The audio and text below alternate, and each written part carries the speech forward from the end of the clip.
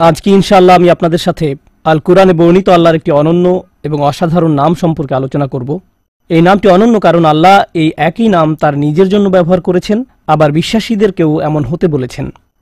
আল্লাহ আমাদের সম্পর্কে বলেছেন ওয়াকালিলুম মিন ইবাদিয়াশ শাকুর, এবং আমার বান্দাদের মধ্যে খুবই অল্পই শাকুর।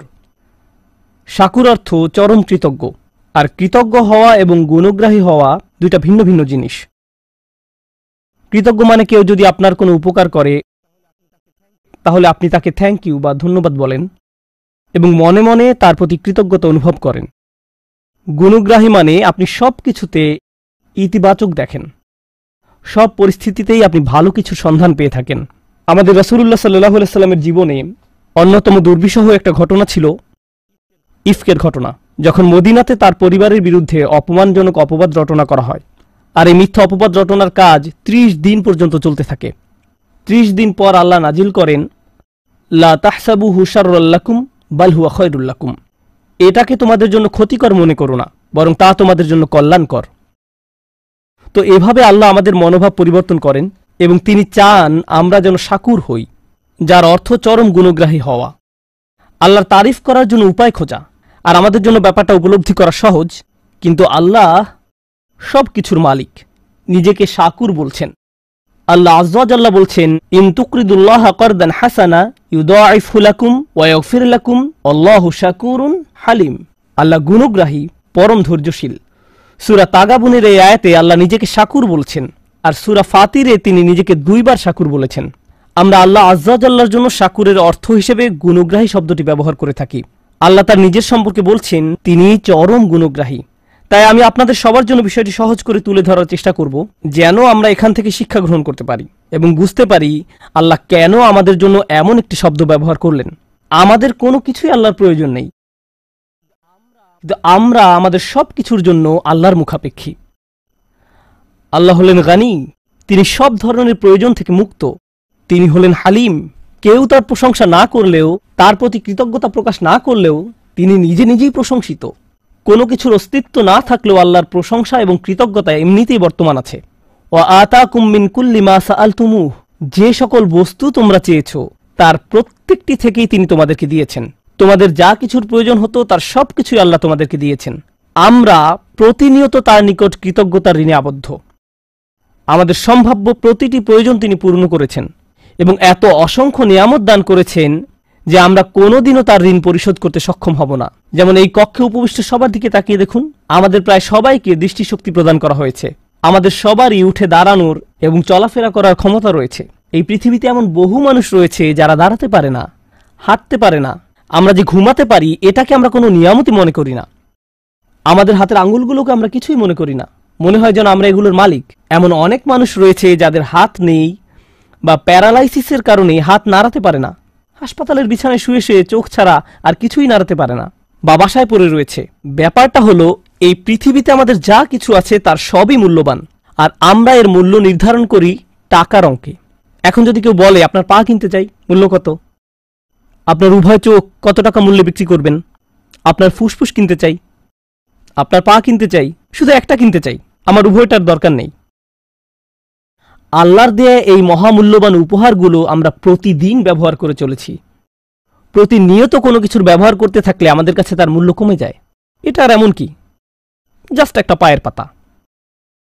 আবার অভিযোগ করি এটা খালি চুলকায়। তো আমরা এই মহামূল্যবান উপহারগুলো, যেমন আমাদের শরীর, আমাদের শরীরে বিভিন্ন অঙ্গ প্রত্যঙ্গ, আমাদের পরিবার, বাতাস, ভূমি যার উপর আমরা দাঁড়িয়ে আছি। আচ্ছা, কোনো কারণে ভূমিকম্প হচ্ছে না? পৃথিবী সম্পর্কে একটা গুরুত্বপূর্ণ ব্যাপার আপনাদের বলছি। আল্লাহ পৃথিবীকে তৈরি করেছেন তার অনুগত করে, আর যারা আল্লাহর নিকট আত্মসমর্পিত তারা কখনো আল্লাহর অবাধ্যতা সহ্য করতে পারে না। মনোযোগ দিয়ে শুনুন, যা কিছুই আল্লাহর বশ্যতা স্বীকার করে নিয়েছে তার নিকট আল্লাহর অবাধ্যতা অসহনীয়। আর পৃথিবীর উপর বিচরণকারী মানব সম্প্রদায় আল্লাহর অবাধ্যতা করে যাচ্ছে প্রতিনিয়ত। আর যখন তারা আল্লাহর অবাধ্যতায় লিপ্ত হয় তখন পৃথিবী তাদেরকে চূর্ণ বিচূর্ণ করে দিতে চায়। পৃথিবী ওইসব মানুষদের ধ্বংস করতে চায় যারা আল্লাহর অবাধ্যতায় লিপ্ত। আল্লাহ বর্ণনা করেন, প্রতিবার যখন কেউ বলে আল্লাহ সন্তান গ্রহণ করেছেন, তাকাদুস সামাওয়াতু ইয়াতাফাত্তারনা মিনহু ওয়া তানশাক্কুল আরদ, এতে 7 আসমান ফেটে পড়ার উপক্রম হয় যখন কেউ বলে আল্লাহ সন্তান গ্রহণ করেছেন। তারা এমন জঘন্য কথা সহ্য করতে পারে না। এমনকি পৃথিবীও খণ্ড বিখণ্ড হয়ে যাওয়ার উপক্রম হয় যখন কেউ এমন পাপপূর্ণ কথা উচ্চারণ করে। আর এই জমিন মানব জাতির অসংখ্য পাপ সহ্য করে যাচ্ছে প্রতিদিন। সবকিছু চূর্ণ বিচূর্ণ করে দেওয়ার জন্য এটি আল্লাহর কাছে অনুমতি ভিক্ষা করতে থাকে, আর আল্লাহ একে থামিয়ে রাখেন। পরিশেষে কিয়ামতের দিন আল্লাহ পৃথিবীকে অনুমতি প্রদান করবেন, আদেশ নয়, পৃথিবীকে অনুমতি প্রদান করবেন। বিআন্না রব্বাকা আওহা লাহা, আল্লাহকে অনুমতি দিবেন যেন এতদিন যাবৎ সে তার ভেতরে যত যাতনা বহন করে চলেছিল তা উগরে ফেলতে পারে। এত সব পাপ নিয়ে আমরা যখন পৃথিবীর উপর দিয়ে চলতে থাকি, এটি যে কম্পন সৃষ্টি করে আমাদেরকে ধ্বংস করে না, তার জন্য আমরা কতটুকু কৃতজ্ঞ। আমাদের প্রতি আল্লাহ নিয়ামত গুণে শেষ করা যাবে না। আল্লাহ আমাদের যে অসংখ্য অগণিত উপহার দান করেছেন তা আমাদের ক্ষুদ্র মস্তিষ্কের ধারণা ক্ষমতার বাহিরে। এই জন্য পৃথিবীর সবচেয়ে কৃতজ্ঞ মানুষের কথা মনে করুন। এক্ষেত্রে আমার মনে পড়ে ইব্রাহিম আলাইসাল্লামের কথা। ইব্রাহিম আলাইসাল্লামের গোটা জিন্দিগি ছিল আল্লাহর প্রতি কৃতজ্ঞতার জিন্দিগি। জানেন আল্লাহ কিভাবে তার সমগ্র জীবনকে বর্ণনা করেছেন? তিনি বলেন, শাকির আল্লি আনউমিহি, তিনি শুধু অল্প কিছু অনুগ্রহের জন্য আল্লাহর কৃতজ্ঞতা দেখাতে পেরেছিলেন। আনউম ব্যবহার করা হয় অল্প কিছু অনুগ্রহের জন্য, আর নিয়াম শব্দটি ব্যবহার করা হয় অনেক বেশি নিয়ামতের জন্য।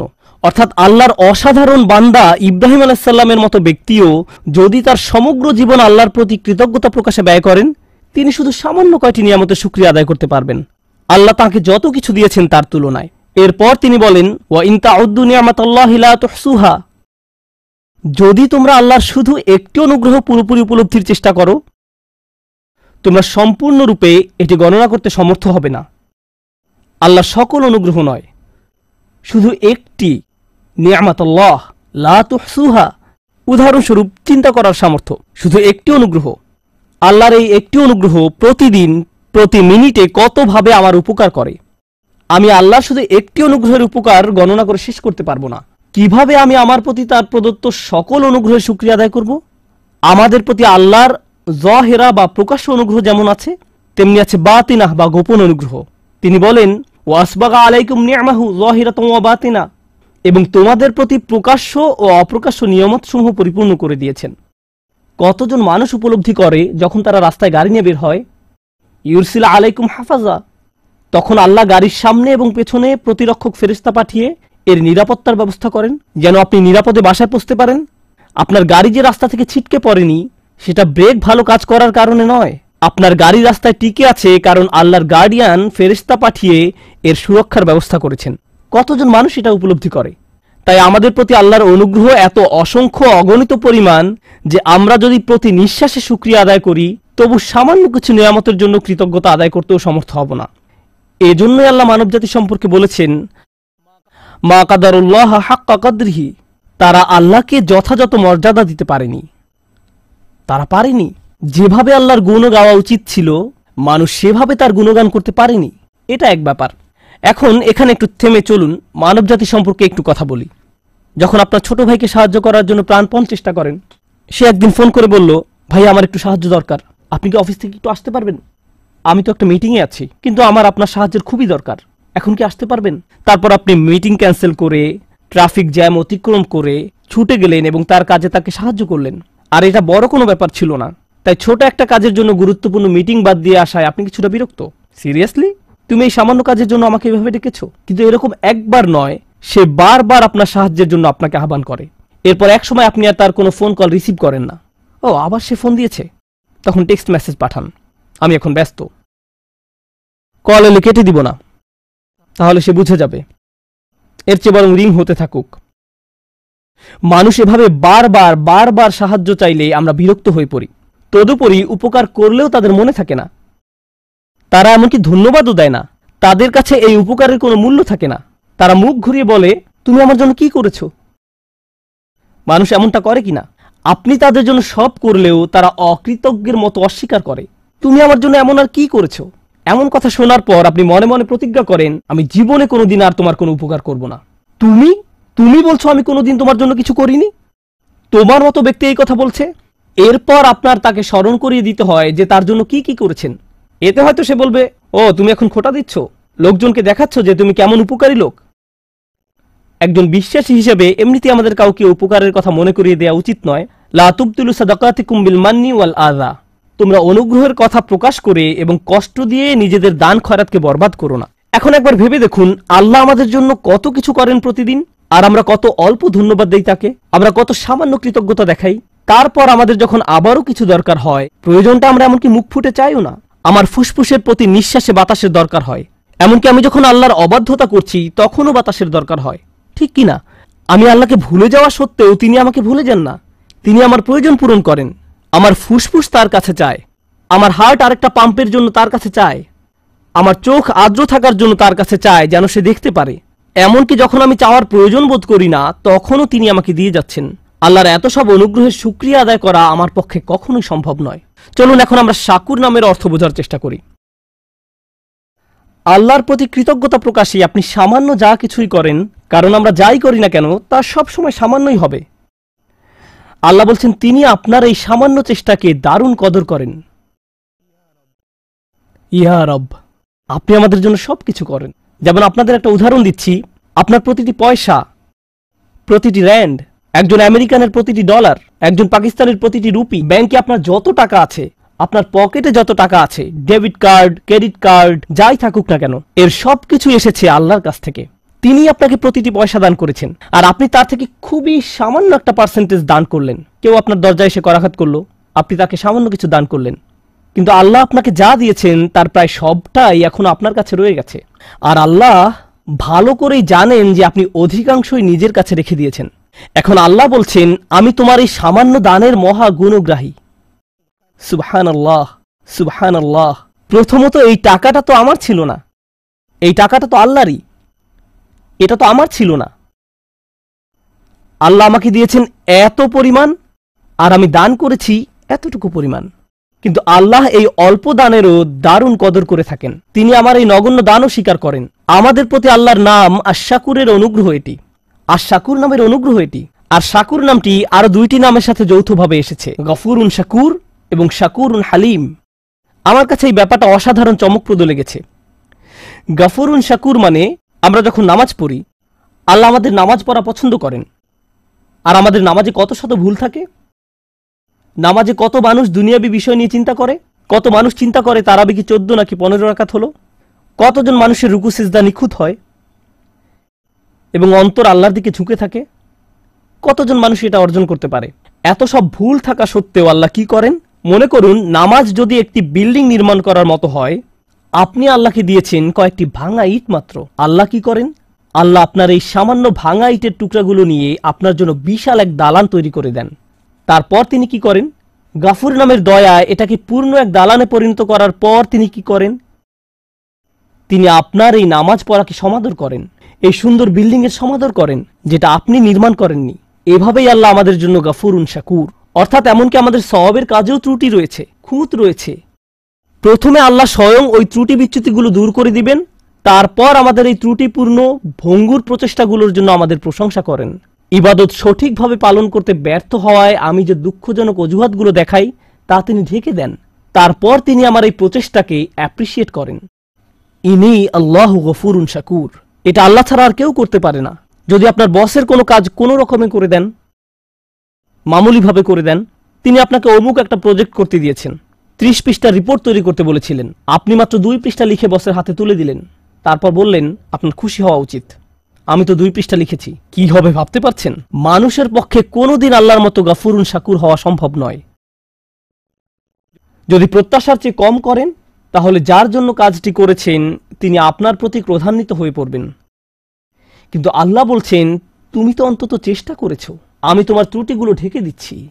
আন ইয়াজিদাহুম মিন ফাদলিহ, তিনি যে শুধু আপনার ত্রুটিগুলো ঢেকে দেন তাই নয়, তিনি ভালো কাজের এত সমাদর করেন যে তদুপরি তিনি আপনাকে পুরস্কৃত করেন।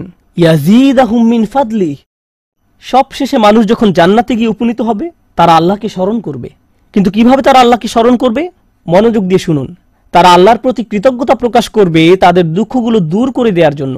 তারা বলবে আল্লাহ তার নাম পূর্ণ করেছেন। কোন নাম? আল্লাহ আমাদের সবগুলো ত্রুটি ঢেকে দিয়েছেন আর তিনি আমাদের প্রচেষ্টাগুলোর সমাদর করেছেন এবং আমরা যা করেছি তার চেয়েও অনেক বেশি দিয়েছেন। তিনি বলেছিলেন এমনটি তিনি করবেন। আর শুধু এ কারণেই আজকে আমরা জান্নাতে, কারণ আমাদের কাজগুলো যথেষ্ট নয়, আমাদের প্রচেষ্টাগুলো যথেষ্ট নয়। তো মানুষ জান্নাতে প্রবেশ করার পর ব্যাপারটা আরো ভালোভাবে বুঝতে পারবে। শাকুরের সাথে সম্বন্ধযুক্ত আল্লাহর আরেকটি নাম হলো হালিম। এটাও আল্লাহর খুবই শক্তিশালী একটি নাম। হালিম এর অনেকগুলো অর্থ রয়েছে, একটি অর্থ তুলে ধরব।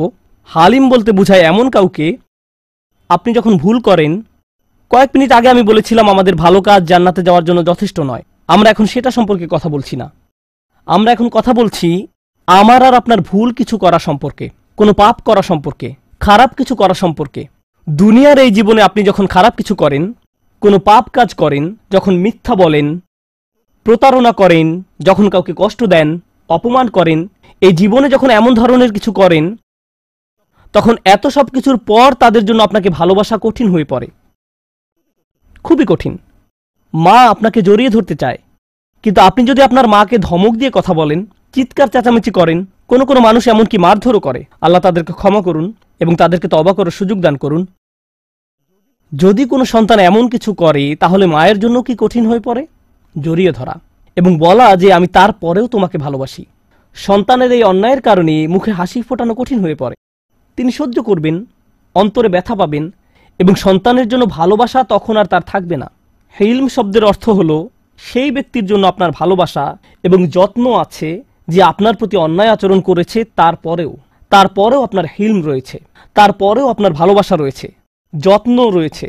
এখন এটা নিয়ে চিন্তা করুন, আমরা সামান্য কিছু ভালো কাজ করি, যদিও তা পারফেক্ট হয় না, আগে এ সম্পর্কে বলেছি, কিন্তু আমরা অগণিত খারাপ কাজ করে যাই, ভুলে যাই, বলা উচিত হয়নি এমন কথা বলে ফেলি, তাকানো উচিত নয় এমন কিছুর দিকে তাকিয়ে ফেলি, এমন কাজ করি যা করা উচিত নয়, মানুষের বিরুদ্ধে অন্যায় করি, আল্লাহর বিরুদ্ধে অন্যায় করি।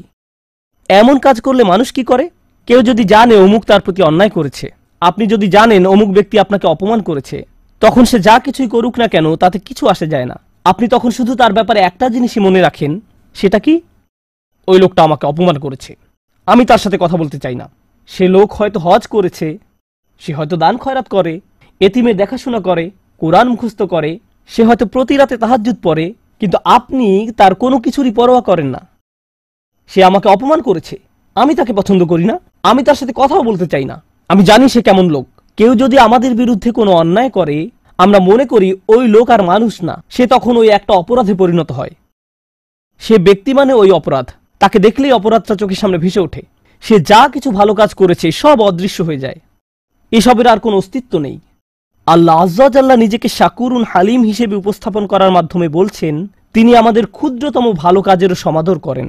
তিনি আমাদের ভয়ানক অন্যায় কাজের কারণে আমাদের ভালো কাজগুলো মুছে দেন না, তিনি ডিলিট করে দেন না। তিনি ভালো কাজগুলো স্বীকার করেন, মুছে দেন না, কিন্তু মানুষ এই কাজ করে। এজন্য তিনি শাকুর এবং হালিম। পাপ করা সত্ত্বেও তিনি আমাদেরকে ভালোবাসেন, তবু তিনি তাদেরকে ভালোবাসেন এবং তাদের ভালো কাজের সমাদর করেন, তাদের ভুল কাজগুলো সত্ত্বেও। ভাবতে পারেন, আয়েশা রাদিয়াল্লাহু তাআলা আনহা হলেন আমাদের মা। রাসূলুল্লাহ সাল্লাল্লাহু আলাইহি সাল্লামের সময়কালে কিছু মুসলিম রাদিয়াল্লাহু আনহুম তার সম্পর্কে এমন কিছু কথা বলে ফেলেন যা বলা উচিত ছিল না। তারা এই অন্যায় কাজে জড়িয়ে পড়ে। যখন তারা এসব বলাবলি করছিল, আবু বকর রাদিয়াল্লাহু তাআলা আনহু খুবই মনক্ষুণ্ণ হয়ে পড়েন। তিনি ছিলেন আয়েশার বাবা, তিনি আবার রাসূলুল্লাহ সাল্লাল্লাহু আলাইহি সাল্লামের খুব কাছের মানুষ ছিলেন। কেউ যদি আপনার মেয়ের বিরুদ্ধে কিছু বলে, তখন আপনার কেমন লাগবে? কিভাবে এমন কথা সহ্য করবেন? আর আল্লাহ আজ্জা ওয়া জাল্লা এমন মানুষদের বর্ণনা দিচ্ছেন যারা হযরত আয়েশা রাদিয়াল্লাহু তাআলা আনহা সম্পর্কে বাজে কথা বলেছিল। তোমার উচিত তাদেরকে ক্ষমা করে দেয়া। তাদের একজন মক্কা থেকে এসেছিলেন, এই ঘটনা মদিনায় ঘটে, কিন্তু তিনি কোথা থেকে এসেছিলেন? মক্কা। তিনি আবার বদর যুদ্ধেও অংশগ্রহণ করেছিলেন। আল্লাহ হলেন হালিম। তিনি তাদের ভুলগুলোর আলোকে তাদের সম্পর্কে কথা বলার পরিবর্তে তাদের ভালো কাজগুলোর আলোকে তাদের সম্পর্কে কথা বলেন। আল্লাহ তাদের ভুল কাজের কারণে তাদের ভালো কাজগুলো নির্মূল করে দেননি। তিনি আবু বকর রাদিয়াল্লাহু তাআলা আনহুকে উৎসাহিত করেন এই বলে, আলা তুহিব্বুনা ইয়াগফিরাল্লাহু লাকুম, তোমরা কি কামনা করো না যে আল্লাহ তোমাদেরকে ক্ষমা করেন? তিনি তাকে ক্ষমা করে দেওয়ার জন্য উৎসাহ প্রদান করেন। সুবহানাল্লাহ। এটা হলো মানুষের জন্য আল্লাহর হিলম, মানুষের জন্য আল্লাহর হিলম। আমাদের হিলমের অভাব রয়েছে, কিন্তু আল্লাহর কাছ থেকে আমাদের নিজেদের জন্য আমাদের এটা দরকার। ভাবতে পারেন, আমরা অন্যদের সাথে যেমন আচরণ করি, আল্লাহ যদি আমাদের সাথে তেমন আচরণ করতেন। কেউ খারাপ কিছু করলে আমরা তার অন্য কোনো ভালো কাজের মূল্য প্রদান করি না। শেষ যে ব্যাপারটি নিয়ে আমি কথা বলতে চাই তা হলো, আল্লাহ কোনো কাজের মূল্য দেওয়ার ক্ষেত্রে কতটা সূক্ষ্মতম। ওয়ালা ইয়াতাউনা মাউতিআন। আল্লাহ বলেন, একজন বিশ্বাসী যখন ভালো কাজ করে, তার প্রতিটি পদক্ষেপের বিনিময়ে তার জন্য সওয়াব লেখা হয়। আমরা এখানে নামাজ পড়তে এসেছি, আমরা আল্লাহর কাছে দোয়া করি তিনি যেন আমাদের নামাজের জন্য আমাদের পুরস্কৃত করেন, কিন্তু আমরা জানি না যে নামাজে আসার জন্য আমরা যখন গাড়ির ইঞ্জিন স্টার্ট নিচ্ছিলাম আল্লাহ আমাদের জন্য সওয়াব লিখছিলেন। আমরা যখন গাড়ি চালাচ্ছিলাম তখনও তিনি সওয়াব লিখছিলেন। চাকার প্রতিটি ঘূর্ণায়নের বিনিময়ে আল্লাহ সওয়াব লিখছিলেন। ডিজেল এবং গ্যাসোলিন কেনার জন্য আমরা যত টাকা খরচ করেছি তার জন্য আল্লাহ সওয়াব লিখছিলেন। মসজিদে আসার সময় যখন উজু করার জন্য যাচ্ছিলাম প্রতিটি পদক্ষেপের জন্য আল্লাহ সওয়াব লিখছিলেন। কিয়ামতের দিন মানুষ শুধু মন্দ কাজ দেখে তাজ্জব হবে না, মানুষ অবাক হয়ে যাবে, ইয়া আল্লাহ, এই সামান্য ভালো কাজটাও আপনি আমার জন্য লিপিবদ্ধ করেছেন। এই হলেন আল্লাহ শাকুরুন হালিম। আল্লাহ আমাকে আপনাকে কি কি দেওয়ার জন্য প্রস্তুত আছেন, সুবহানাল্লাহ। শুধু এই ভাবনাই আমাদের অবাক করে দেয়। আল্লাহ আজ্জা জাল্লা আমাদেরকে তার প্রতি কৃতজ্ঞ করে তুলুন, যেন আমরা তার প্রতি শুকরিয়া আদায় করতে পারি। আল্লাহ আমাদের কাছে সামান্য যা কিছু চেয়েছেন তা যেন দিতে পারি। তিনি আমাদের কাছ থেকে বেশি কিছু চান না, তিনি আমাদের নিকটে বেশি আশা করেন না। আমরা সামান্য একটুও যদি তাকে প্রদান করি আল্লাহ তা বহুগুণে বহুগুণে বহুগুণে বৃদ্ধি করে দেন। দোয়া করি আল্লাহ যেন আমাদের সকল ভালো কাজের সওয়াব বহুগুণে বৃদ্ধি করে দেন এবং তার অনুগ্রহে আমাদেরকে তার জান্নাতে প্রবেশ করতে দেন। বারাকাল্লাহু লি ওয়া লাকুম। আসসালামু আলাইকুম ওয়া রাহমাতুল্লাহি ওয়া বারাকাতুহু।